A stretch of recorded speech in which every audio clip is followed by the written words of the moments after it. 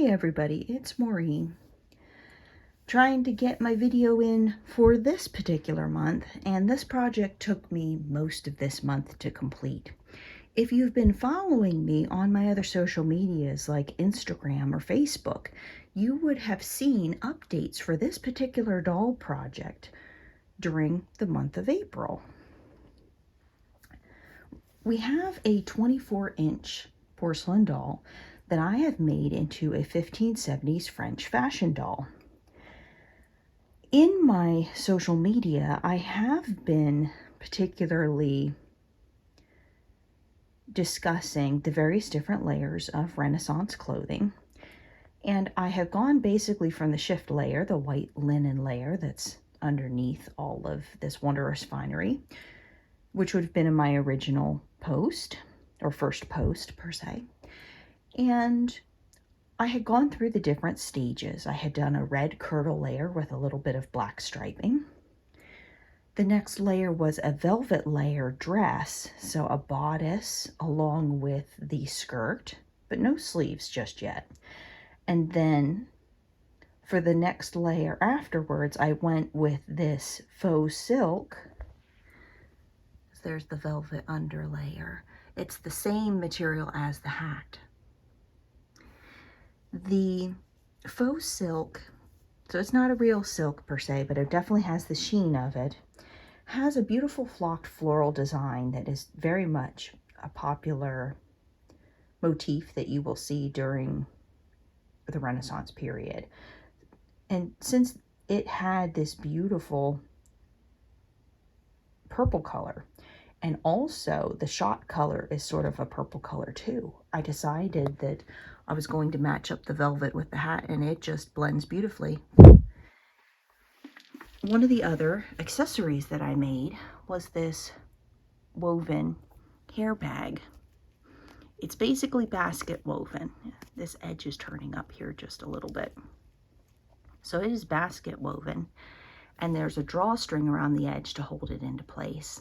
And I sewed down some pearl edging as extra decoration to complement the taped braid that you see on this particular doll. So changing around the pin curls from where the doll was originally really has changed the way she looks. She definitely does, in my opinion, doesn't look as creepy as what she was originally. Some of the creepiness, I think, has to do with just the generalized expression.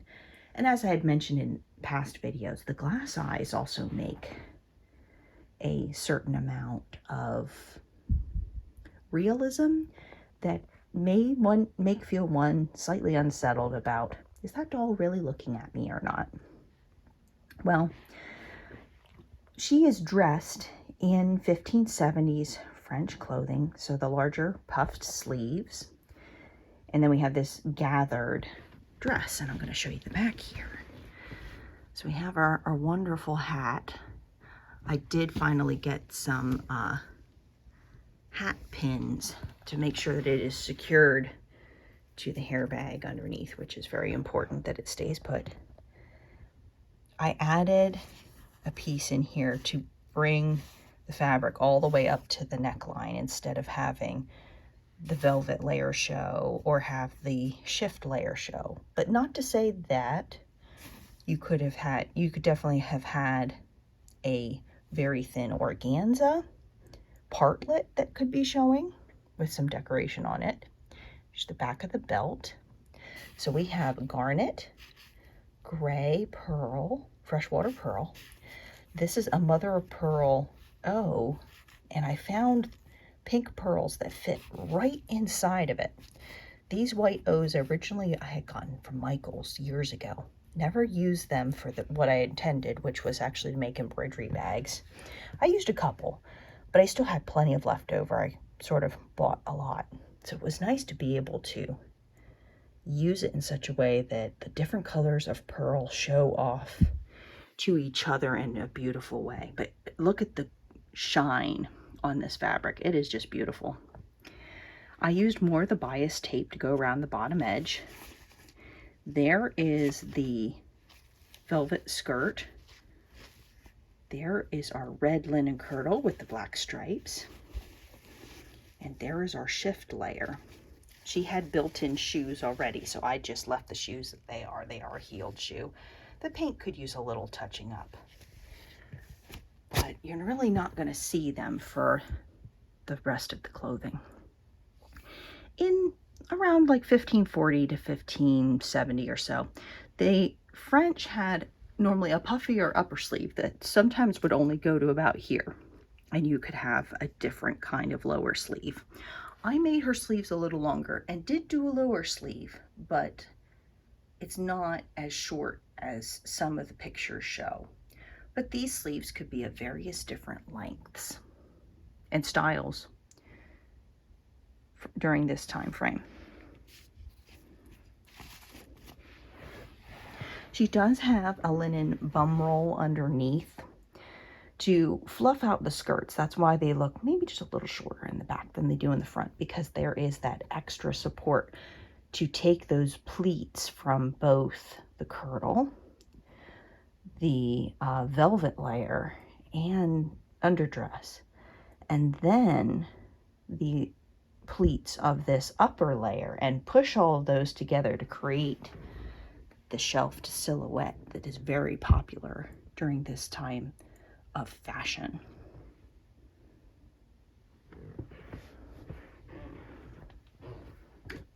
Apologize for the shaky cam. I did find some darker gray pearls as drops to use for both the necklace and for the bottom of the belt.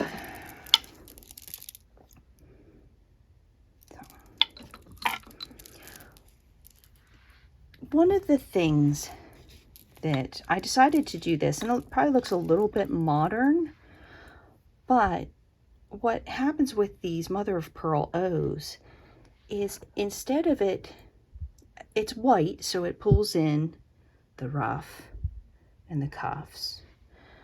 So it pulls that out in a very nice way. Same thing with the hat here. It just, you have the colors flowing through the entire design, which was the goal.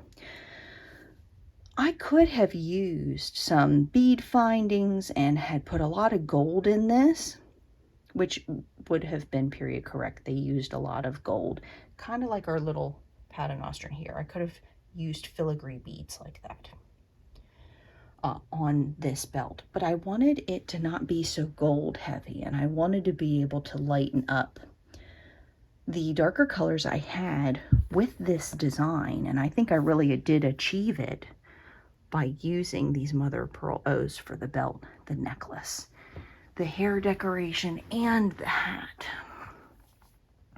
The arrow pin is one that I had in my own costume collection, so I just incorporated that in here, and it gives a little tie-in to the gold you see in the bead cap on the bottoms of the pearls, the paternoster, and her hair braiding as well. So that ties it in without it being so gold heavy.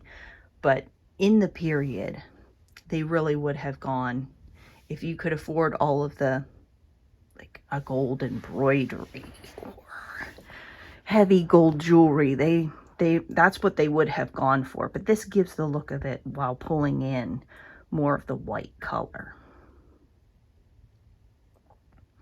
So this doll's particular name is Isabeau de Saint-Cécile.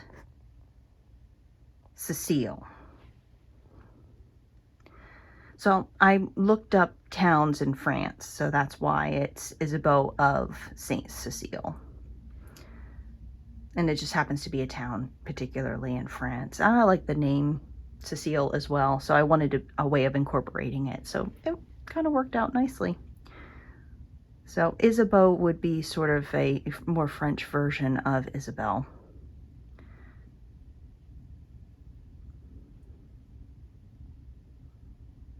And I really do like how the bangs turned out. I was a little afraid that it would give it a little bit of a distraction as far as the hair is concerned, but I think it blends in pretty darn well, all things considered. Instead of using linen, a lot of my linens are medium. They're not all very lightweight. I used cotton, like a black cotton, to line both the velvet layer and this particular layer. The red linen kirtle is just one layer. It's not lined. And then of course the shift layer is just one layer. So, but yet again, you have 4 layers of clothing. During the mini ice age, especially in Tudor England, but it also happened on the continent as well, temperatures were colder, houses didn't have central heat or central air, so you had to dress for the weather. You had to consider what nature was doing with how you decided to dress yourself. And that's why you see a lot of people wear hats.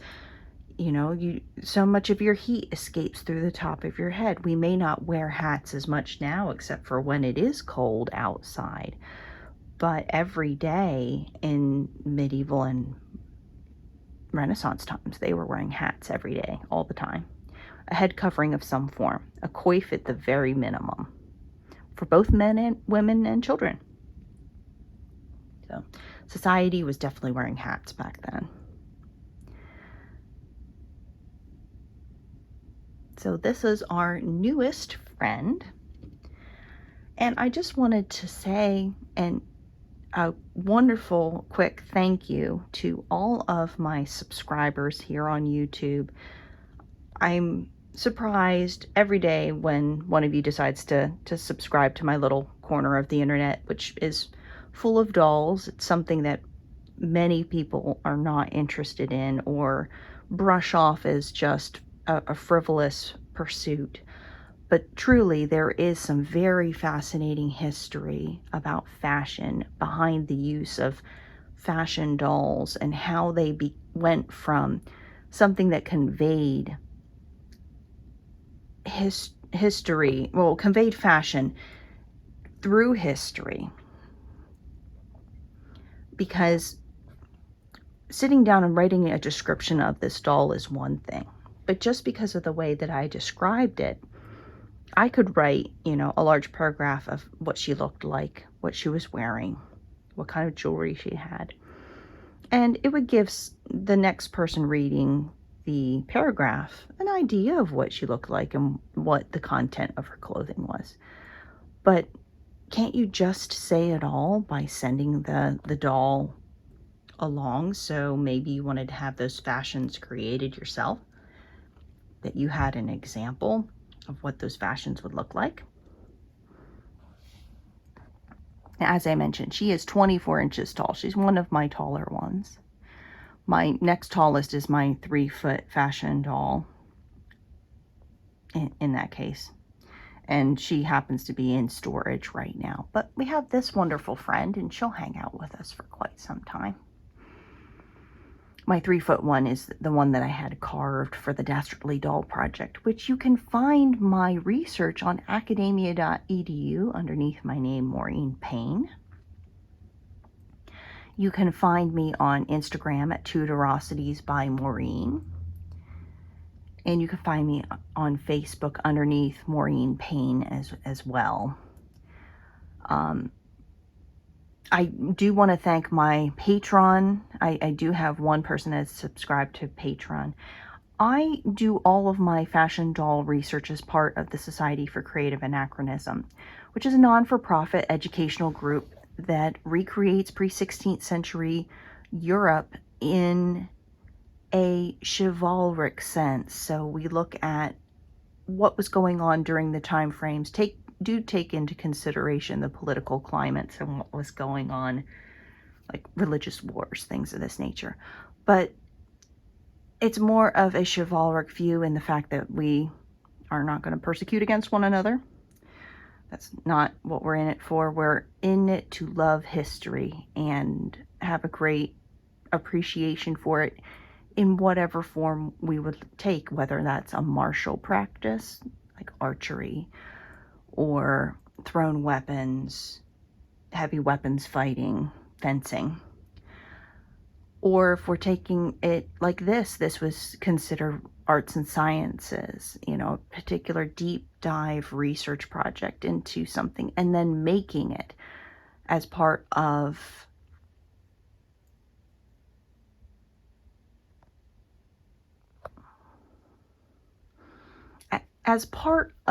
a pursuit to just better know ourselves, but also know our history and where we all come from.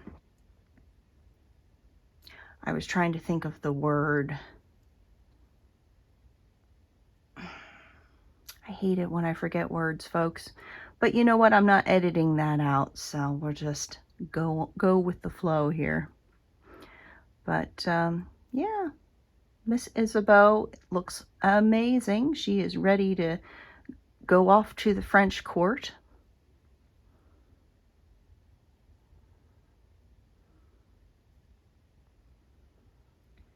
I hope that you all are doing well. If you like this kind of project-based content and investigative archaeology, if you'd like to call it, we all learn by doing to a certain extent, and this is sort of an extreme version of archaeology where we're making the things and conjecturing by those findings. I'm taking it from an artistic approach instead of an academic approach. There is certainly a lot of academic research about some early fashion dolls. There's not many that are doing it. As an artist, that's the approach I am taking.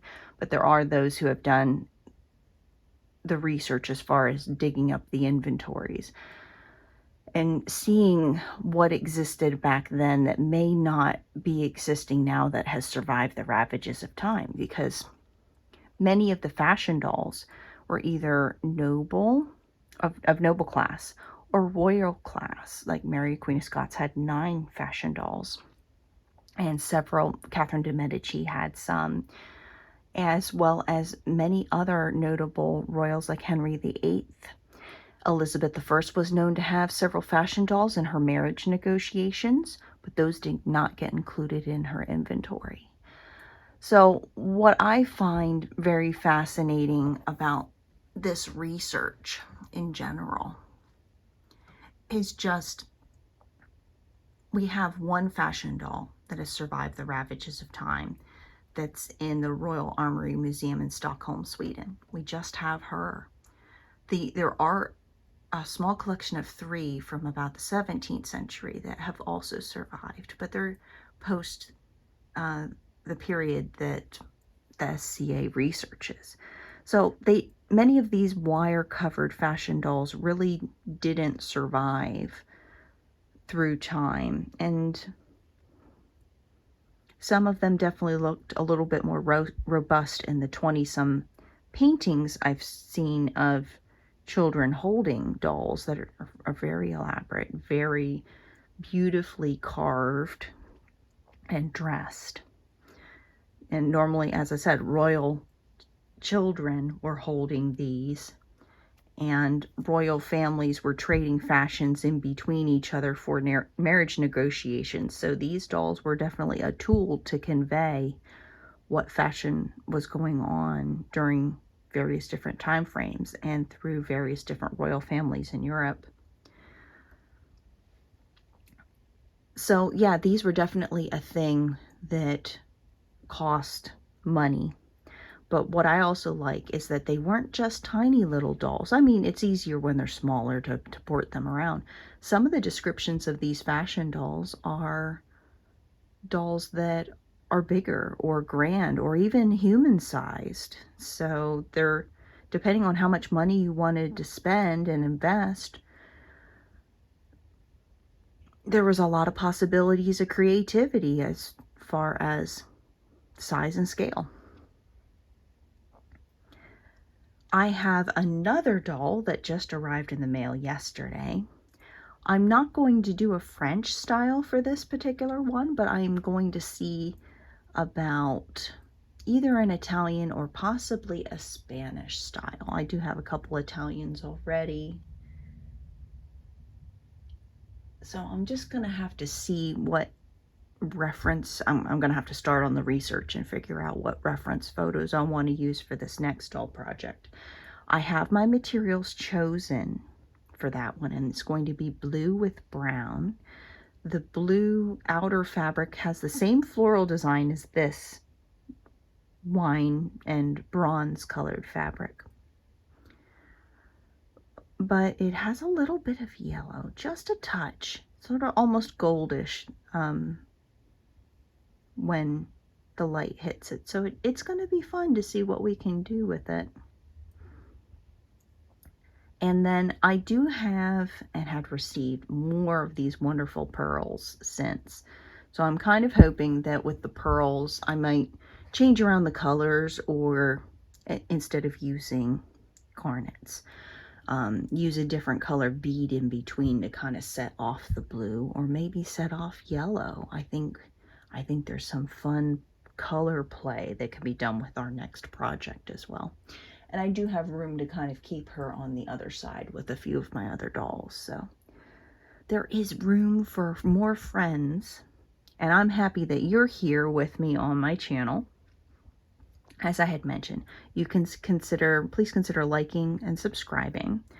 I upload once monthly. If you have any questions, of course, you can leave them in the comments or reach me on my other social media channels that are listed in the About section of this channel. I do make posts also in the community tabs on this channel as I'm going through the process. And if you would like to support this channel in a financial sort of way, you can also consider my Patreon, which is also linked. I do this research for free. I would be doing this research whether I be posting it to social media or not. I just recently had been offered the verified status for Meta, so that's both Instagram and Facebook. And I do this research for free just to educate folks about fashion history, how it's evolved over time, and how it's developed sort of into the more couture sewing that we think of modernly when we think of fashion, and how the industry had got its initial start in court fashion. So if you like those kinds of things, consider hanging out. We got some really interesting stuff to talk about. And if you've made it this far into the video of me rambling, thank you ever so much. I know that sometimes these videos get to be a little bit of a journey, but I am just enthusiastically happy with this doll. She looks gorgeous. I hope she's happier with the makeover that she's received. So may our Isabeau be a much more happier lady than she was when we first got her. But best to have a good dress. What can I say? So I look forward to talking to you in my next video. And I will see you next month. Have a good one till then. Bye.